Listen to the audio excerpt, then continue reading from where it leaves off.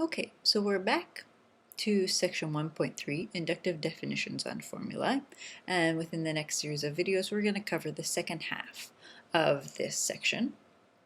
Recall from last time that within section 1.3 we're still studying within the meta theory, right? So we're still studying logic from the outside, and essentially what we're trying to do within section 1.3 is to provide some meaning, some semantics for the well-formed formula that we constructed in section 1, because this will help us provide an understanding, give us an intuitive sense of how to build our logic and to begin to prove these mathematical truths that we talk about within this section.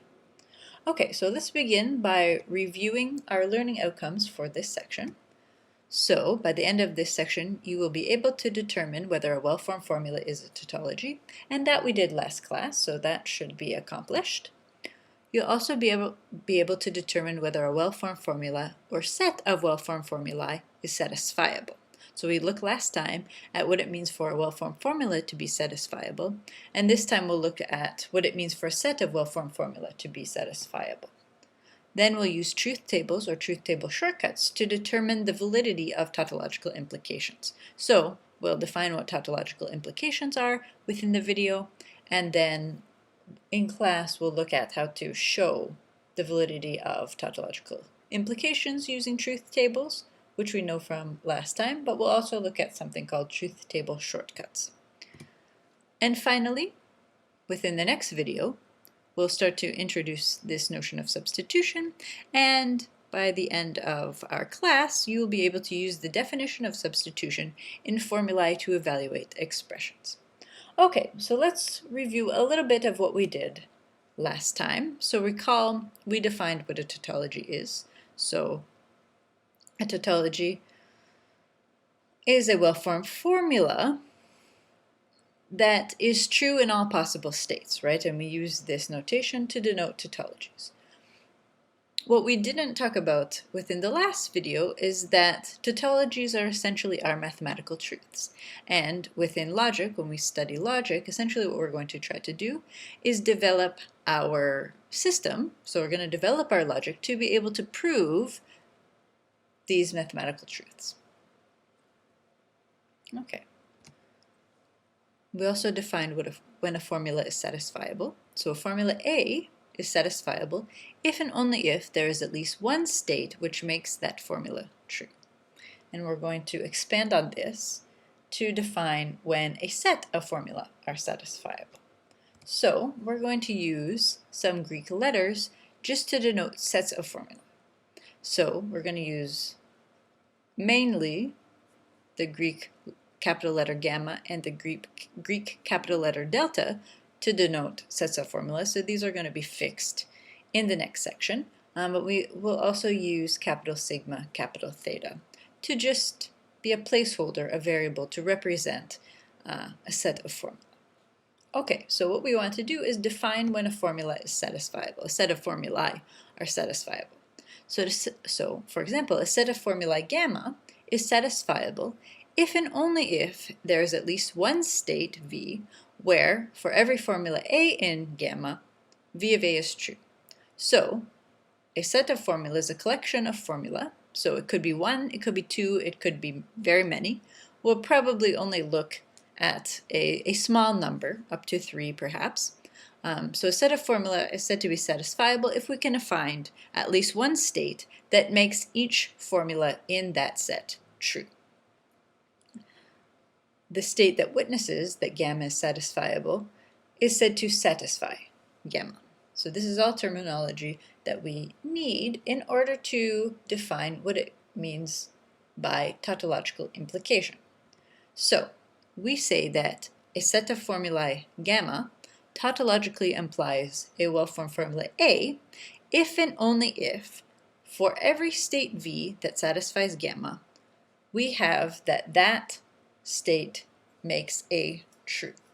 So what is this saying? If we combine our definition of tautological implication with what it means for a state to satisfy gamma, it means that we consider all of those states that make each formula within gamma true, And we check to make sure that all of those states make our well-formed formula A true.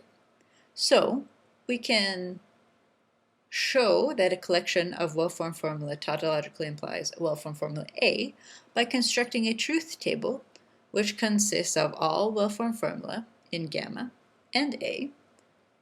And then we look simply at all of those rows where each formula in gamma is true, and we just check to make sure within each of those rows that A is true. And that will show that gamma tautologically implies A.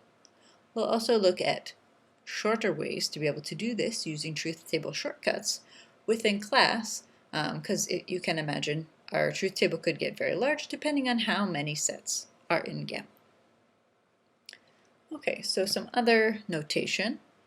So this is denoted by gamma tautologically implies A. So this, when you see these symbols together, this means that gamma tautologically implies A, or perhaps you're going to be asked to show this. You will see in the textbook that, and later on in our course, that we'll likely simply list all of the well-formed formula in gamma on this side of the tautological implication sign, and our well-formed formula A on this side. Okay. The formulae in gamma are called hypotheses or premises, and A is called the conclusion, because essentially what we're trying to do here is consider if everything in gamma is true, we want to show or determine whether A is true. So we can think of this as an implication. If all of these things, all of the hypotheses are true, we want to show that the conclusion is true for gamma to tautologically imply A. So recall when we were looking at tautology, right? We didn't have anything on this side. We simply had A is a tautology if we have this symbol and A. And we call tautologies absolute truths. They're mathematical truths. So in tautological implications, so for gamma tautologically implying A, we say that these well-formed formula A, the tautological implication formulae, are relative truths. Their truth depends on every well-formed formula in gamma being true. So that's why we consider them to be relative truths. And you'll see later on how this applies within our framework of logic. Okay, we'll essentially think of our gamma as hypotheses and use them to prove that A is true. So the truth of A depends on these well-formed formula in gamma being true, and that's why we call A a relative truth instead of an absolute truth. So we will have some hypotheses here, where in the case that A is a tautology, there are no hypotheses. It doesn't depend on any other formulae being true. Okay, so that completes this video. Next we'll look at substitution, and that will be the end of section 1.3.